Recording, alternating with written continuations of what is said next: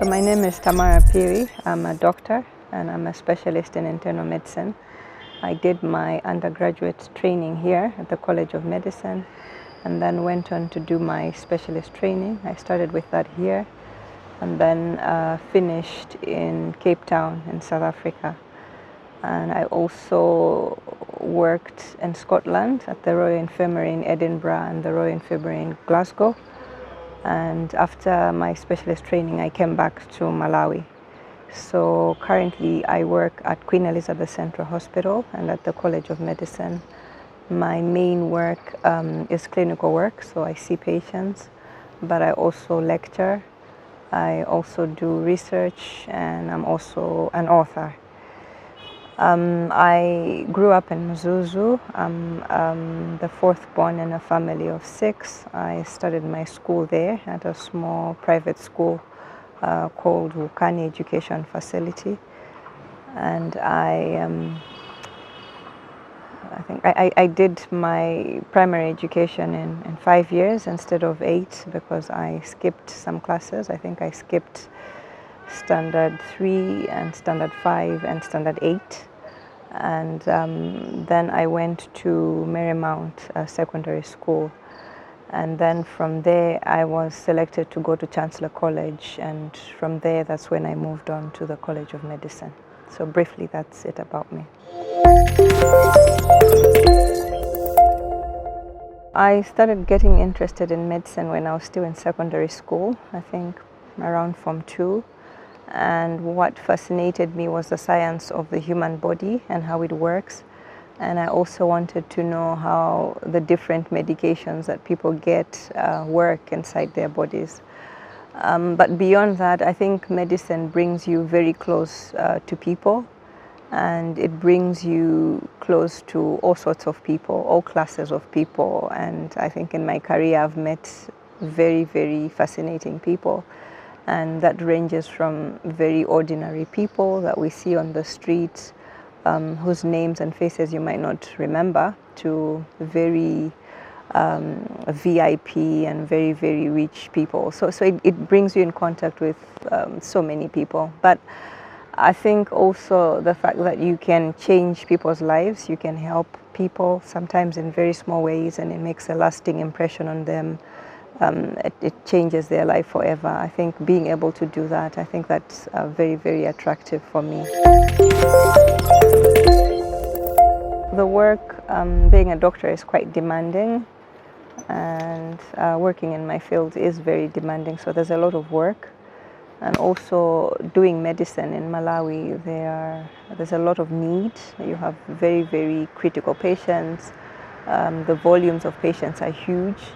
And then the staff usually not enough, so you are working under a lot of pressure a lot of the time, and also you don't always have all the resources that you want at your disposal. So I went and trained at all these fancy hospitals, and we had all these things and fancy medication and equipment, and that's not available here, so you have to make do with what you have. But also the demands on your time as a person, because I see patients and I teach and I write papers, that can be quite demanding, and you need to be able to balance that so that it doesn't consume all of your life.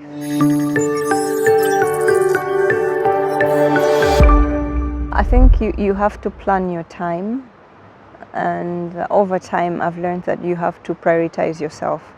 So my job, it's a caring profession, and it's always right to look after people and take your time and help people out, but you have to have your own boundaries and prioritize yourself. So you have to look after yourself, because you can't look after others if you haven't looked after yourself. So I've learned over time to prioritize myself and my own mental health and my own physical health, first of all, and then go out to look after patients. But even with patients, you have to keep time for yourself and know your limitations and what you can do. There's only 24 hours in a day, and there's only so much that you can do. So I think being realistic in terms of what you can do in the space of time that you have, that has really helped me.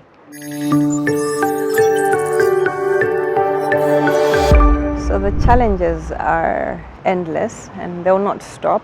And if you sit and wait until everything is clear, I don't think you'll start and do anything. So, for example, for myself, I think at every level I've found myself in life, in every class I've found myself in, I've always been the youngest. And I've learned to mature very, very quickly.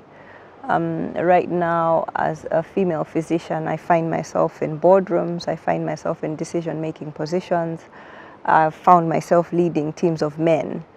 And I've traveled, I've been asked to teach, I've taught people that are far more sophisticated than me, but I don't get intimidated, because I always know that I'm capable and I have an experience to share with them which they don't have.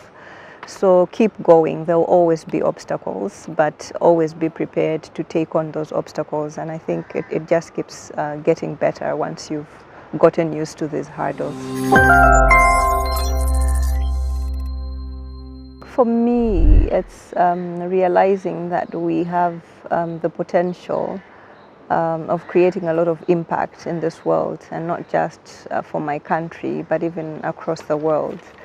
And I've seen what people who do their work very well do, and how much impact they've had, and how they've inspired people, and how they've helped to change people's lives. So that, I think, that keeps me going, and the fact that I can always make a difference, I can always improve my own life and other people's lives, that really keeps me going. I would think about the students that have not been able to attend online teaching. So with the interruption that COVID has created, a lot of our students have had to continue learning at home, and I know quite a few who've not been able to participate in the classes because they didn't have a gadget to join in the session. So that's something that I would want to help with, and I think that would make a difference for those students. Wow. So I wasn't expecting that, and I'm terribly excited. As women, we need to start aiming for excellence. So I get recognized as a woman because I've done outstanding work as a woman, but I think we need to stop getting pity because we are women, and people expect us not to excel because we are women. And I think we need to take out this clause of because they are women, and just aim for excellence. And I think when you're good, you're good. Everyone wants to work with you. Everyone wants you on their team. So we should aim for that. We should aim for really, really outstanding work that will silence everyone. And when they think of someone to choose, they will choose you because they know you're capable. They know your past work has been impeccable. So we should start aiming for that. There'll always be a reason to stop. There'll always be a reason to give up. There'll always be things that will intimidate you, but don't stop, and keep on going and keep on pushing.